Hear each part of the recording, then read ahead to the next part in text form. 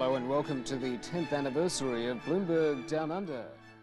We would like to invite you on a journey of discovery in an attempt to understand this bewildering craftsman we've all come to know and love as Trevor Jarrett. Hello, I'm Brendan Trimbath in Sydney. Stay with us as we pay tribute to one of the greatest salesmen since Willy Loman.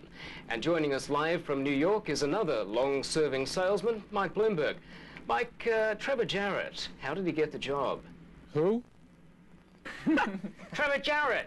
Do I need to do the voice? Is that the person that calls all the time?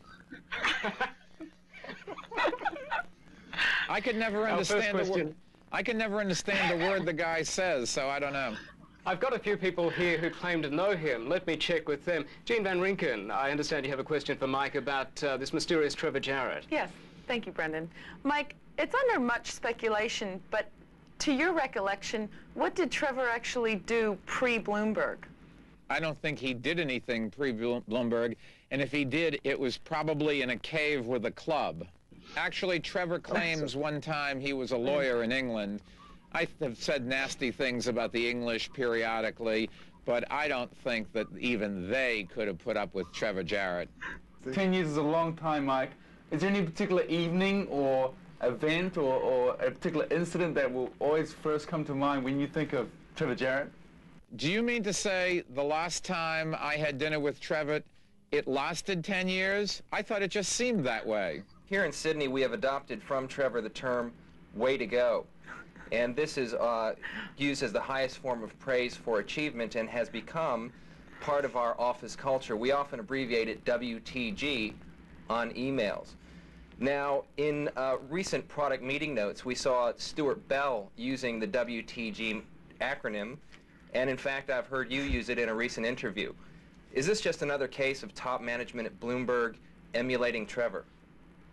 We certainly don't emulate Trevor any place except perhaps in the bathroom.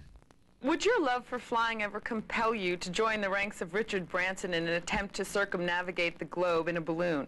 And if so, would you consider Trevor as your co-pilot with the secure knowledge that he was once an air traffic controller? What we would consider Trevor for would be ballast that we can throw overboard when we want to go further up. He'd make the perfect ballast. He's got the mentality of most of the things you throw overboard out of a balloon. Mike, looking historically, the English sent a famed adventurer out here some years ago, Captain William Bligh. He had a slight staff morale problem and later was the governor of New South Wales. Would you care to comment on Trevor Jarrett's management style? Well, the difference between Captain Bligh and Trevor is that when they mutinied, the British government didn't seem pleased.